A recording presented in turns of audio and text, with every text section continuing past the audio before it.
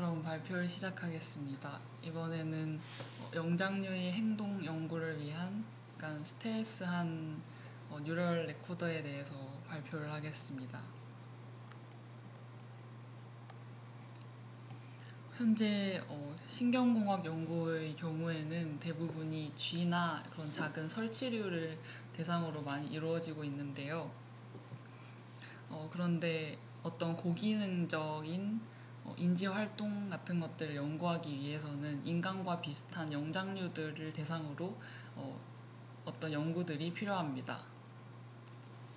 인간이 아닌 영장류들은 인간과 비슷한 특성을 가지고 있고 고기능적인 뇌 활동들을 관찰할 수가 있다고 합니다.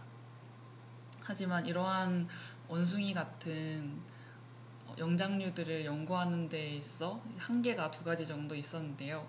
첫 번째는 그러한 동물들이 뇌 사이즈가 커서 부드러운 전극을 뇌의 깊은 부분까지 삽입하기가 어렵다는 점입니다. 그리고 두 번째는 자유롭게 움직이는 경우에 그 영장류의 움직임에 따라서 머리 움직임과 어떤 각도가 바뀜으로써 안정적으로 무선으로 전력을 전송하기가 어렵다는 그런 한계점이 있었습니다.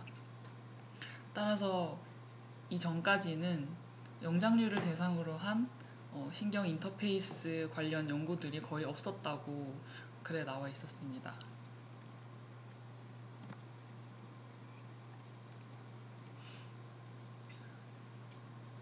따라서 이 논문에서는 비인간 영장류의 두피 아래에 이렇게 부착할 수 있는 형태의 어떤 뉴럴 레코더를 개발하였는데요.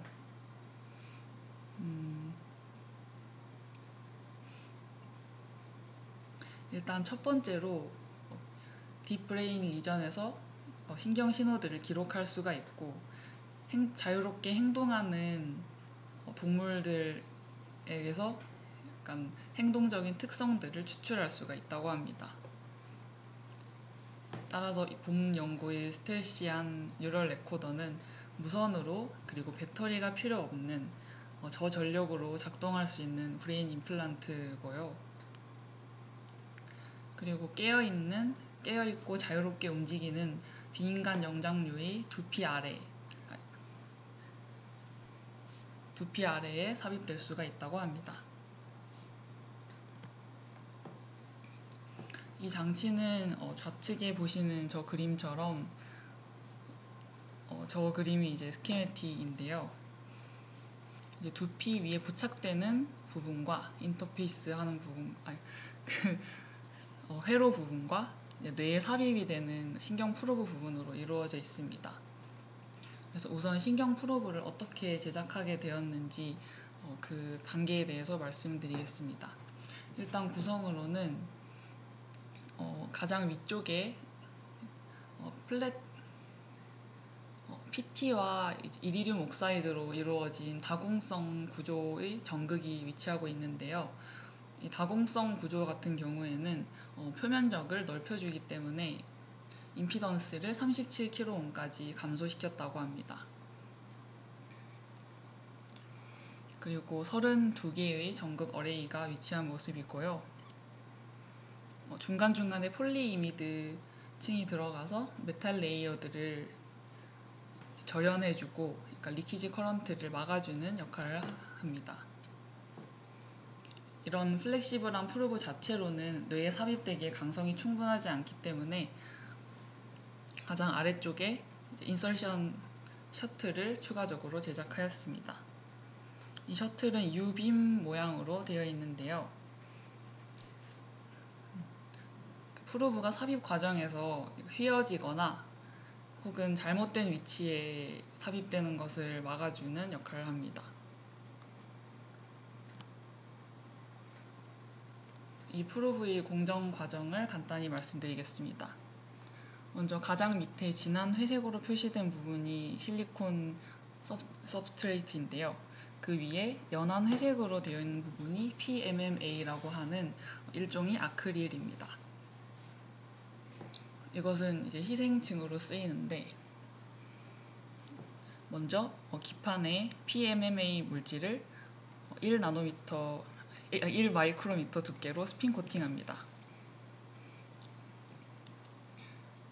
그 위에는 폴리이미드를 스핀 코팅해 주었고요.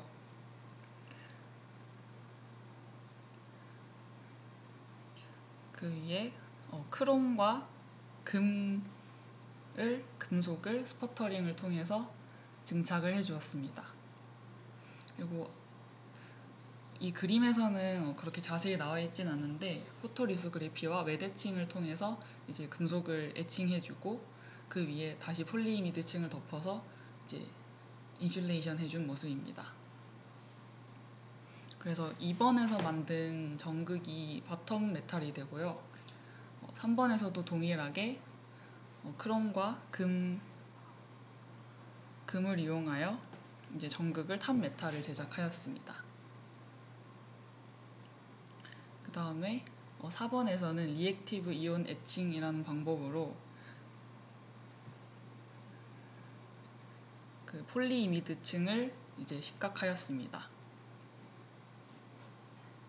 그러고 나서 이제 연한 회색으로 표시된 저 PMMA 레이어를 이제 아세톤에 녹여서 분리시켰습니다.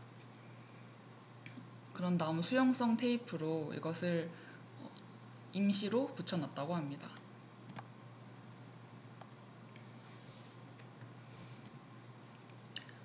저 그림은 이제 앞에서 제작한 부분에서 이제 전극 부분만 확대한 건데요. 전극을 다공성으로 만들어주기 위하여 추가적인 과정을 거쳤습니다.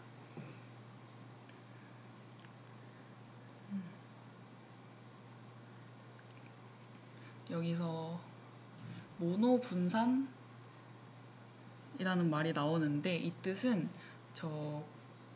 저기 파란색으로 표시된 것들이 플라스틱 구슬들인데요. 그 구슬들이 크기가 거의 일정하다는 뜻입니다. 그래서 일정한 크기의 폴리스테린 구슬들을 이용해서 약간 콜로이달 용액을 만들었습니다. 그 용액을 저 전극 부분에 0.5 마이크로리터 정도 떨어뜨린 다음 이제 액체를 말리고 저 플라스틱 비즈들만 남도록 하였습니다.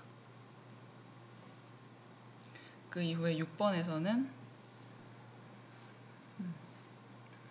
일렉트로 데포지션을 통해서 PT를 증착한 모습이고요. 그리고 7번에서는 앞에서 이제 이용하였던 저 플라스틱 비즈들을 테트라하이드로푸란이라는 용액을 이용해서 녹여서 없앴습니다.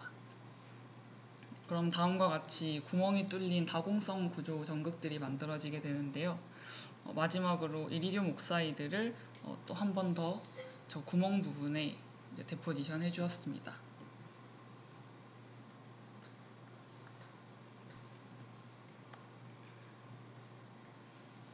저 그림은 이제 프로브에서 전극 부분만 확대한 쌤 이미지인데요. 잘 보시면 앞에서 말씀드렸듯이 32개의 전극 배열들이 있는 걸 보실 수가 있고요. 조금 더 확대한 사진에서는 전극이 이제 다공성임을 잘 알 수가 있습니다. 그리고 우측 그래프는 전극이 재질에 따라서 임피던스의 값을 비교한 그래프인데요. 다공성 구조의 PT 전극 그리고 이리듐 옥사이드까지 데포지션한 경우에는 골드 전극에 비해서 약 임피던스가 40배 정도 낮은 것을 확인할 수가 있습니다.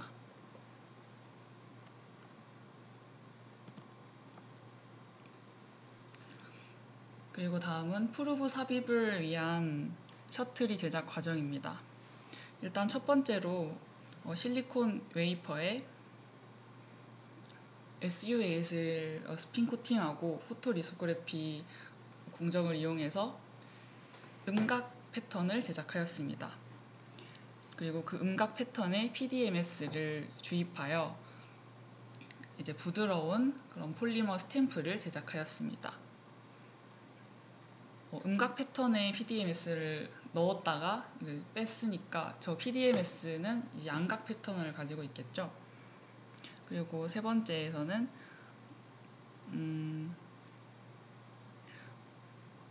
그 실리콘 웨이퍼에 PDMS를 코팅하고 이제 핫플레이트 위에 올려두고 스크로스라고 하는 이제 설탕 비슷한 물질이 녹을 수 있는 온도까지 가열했다고 합니다. 그래서 녹은 스크로스에다가 저 PDMS 스탬프를 찍어서 저렇게 세 번째 그림처럼 스크로스를 코팅했습니다. 그런 다음에 이제 말랑한 PDMS를 벗겨내서 스크로스 층만 남도록 제작을 하였습니다.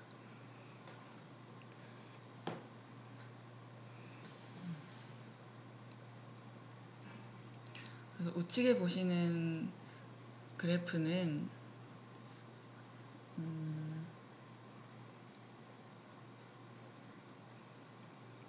크리티컬 버클링 포스라고 하는데요.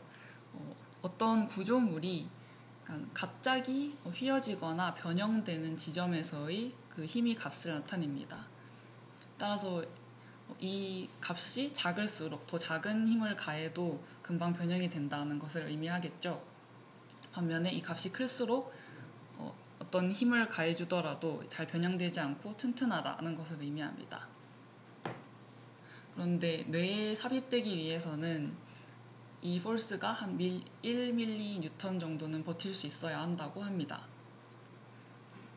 이 실험에서 셔틀을 이용하지 않은 일반 플렉시블 뉴럴 프로브의 경우에는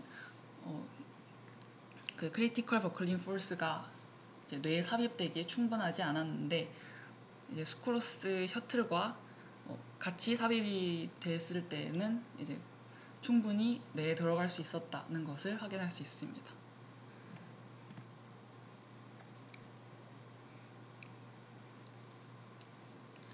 그래서 저 가장 위에 있는 이 동그란 그림이 이제 셔틀과 함께 프로브가 삽입되는 모습이고요. 일정 시간이 지나면 그 아래의 그림처럼 셔틀이 녹아서 사라지게 됩니다. 그리고 가장 왼쪽에 있는 그림처럼 본격적으로 뉴런을 센싱할 수 있게 되는 거죠. 우측 그래프에서는 이 프로브를 셔틀과 함께 삽입하기 전과 후의 약간 정기적 임피던스 변화와 메커니컬 컴플리언스를 확인할 수가 있습니다. 보시면 타임이 이제 0인 시점에서 삽입이 진행이 된 거고요. 삽입이 된 이후에 이 셔틀이 녹으면서 임피던스가 점점 감소하는 모습을 볼 수 있고 이런 메커니컬 컴플리언스는 상승하는 모습을 볼 수 있습니다. 여기서 메커니컬 컴플리언스는 밴딩 스티프니스의 이제 역수를 계산을 했다고 하고 이 값이 높을수록 부드러움을 의미합니다. 그리고 여기 오른쪽에 보시는 그림은 스크루스가 코팅된 부분과 그러니까 아직 녹지 않은 부분과 이제 녹은 부분의 약간 어떤 유연성 차이를 볼 수 있는 그림입니다.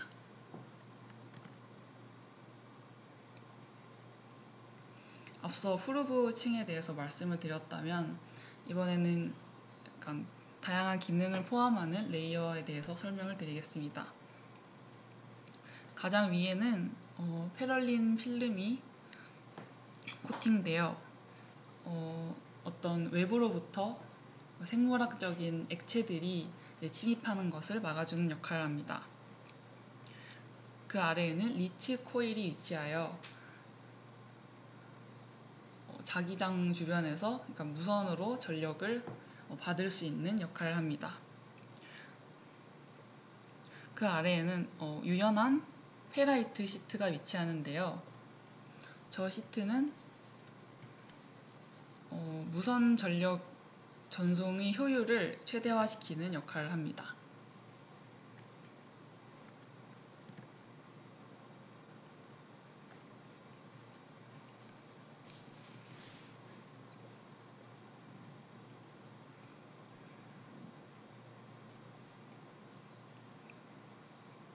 그리고 그 아래에 위치한 구리층은 저 자기장으로부터 발생하는 어떤 영향을 이제 회로에 주지 않도록 막는 역할을 하고요. 그 아래에는 이제 그라운드 면이 있습니다. 이 면은 약간 전자기 간섭에 의한 노이즈를 최소화하는 역할을 합니다. 그 두 층 모두 자기장에 의해서 어떤 회로에 영향이 가는 것을 막아주는 역할을 합니다.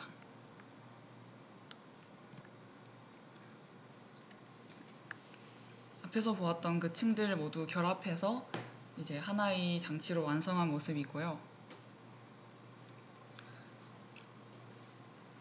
아래에 보시면 그 삽입하기에 앞서 3D 프린터로 원숭이 뇌 모양을 본떠서 저런 받칠 수 있는 모양을 만들었다고 합니다.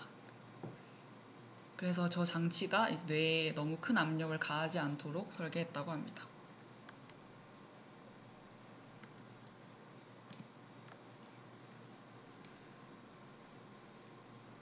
이 장치에서 무선으로 전력을 전송하는 것은 약간 코일에 의한 전자기 유도 법칙을 이용한 것인데요. 기존 기술에서는 코일을 하나만 이용한 시스템을 이용하였었다고 합니다. 그런데 기존 기술의 단점으로는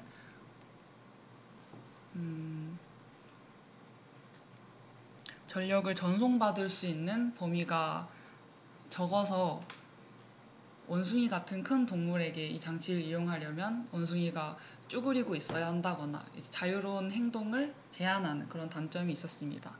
그래서 여기서는 프라이머리 코일에 이어서 리피터 코일, 그러니까 코일을 하나 더 이용해서 무선 전력 전송이 가능한 범위를 더욱 증가시켰습니다.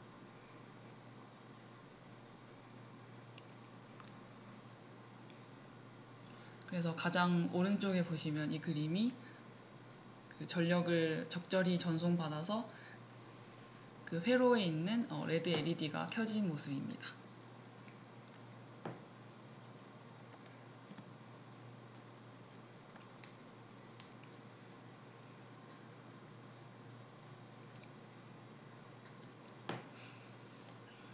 완성된 장치를 이용해서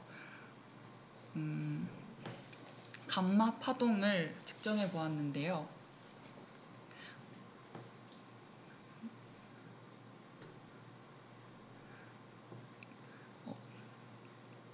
30Hz 이상의 감마파는 뇌에서 어떤 인지 능력이나 약간 기억 처리, 집중력과 관련이 있다고 합니다. 그리고 연구자들은 이 원숭이 상태를 세 가지로 나누어서 신호를 측정하였는데요. 첫 번째로는 갈망 상태. 원숭이를 일정 시간 굶겨두고 음식을 먹고 싶어하는 그런 상태로 만들었습니다. 그리고 탐색 단계에서는 원숭이가 볼 수 있는 곳에 원숭이가 좋아하는 먹이를 위치해 두고 그런 먹이를 보고 어떻게 반응하는지를 관찰하였다고 합니다. 그리고 세 번째로 소비 단계에서는 원숭이가 먹이를 발견하고 다가가서 직접 섭취를 하는 단계, 총 3가지 단계로 나누었습니다.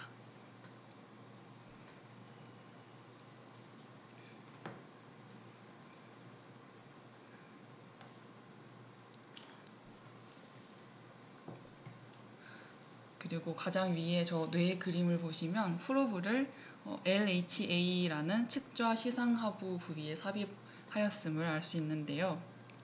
이 부위의 뉴런의 활동들이 음식과 관련된 그런 행동들과 이제 관련성이 있다는 것이 선행 연구에서 있었습니다. 따라서 이 음식을 보고 원숭이가 어떻게 반응하느냐를 카메라로 관찰하면서 그와 동시에 이 장치를 이용해서 저 LHA에서 나오는 신경 신호를 분석한 것입니다.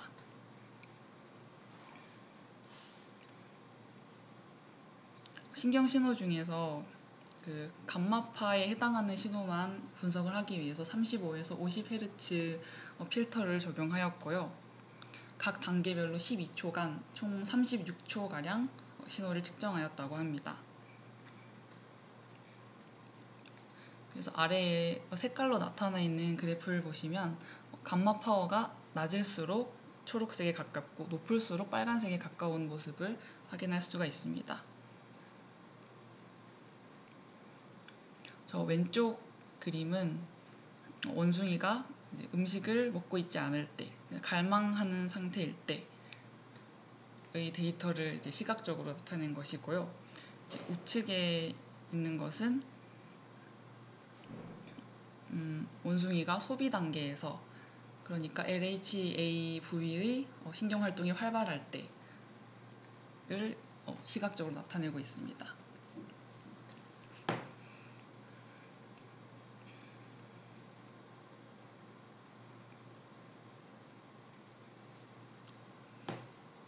그리고 우측 그래프는 이제 원숭이가 갈망 단계일 때와 그리고 음식을 소비하는 단계일 때의 감마 파워를 그래프로 나타낸 것입니다.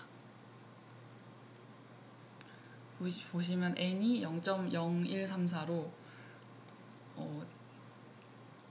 저 차이가, 양쪽의 차이가 우연히 발생할 확률이 1.34%로 상당히 의미가 있는 결과임을 나타내고 있습니다. 이 같은 실험을 총 35번 진행하였다고 합니다.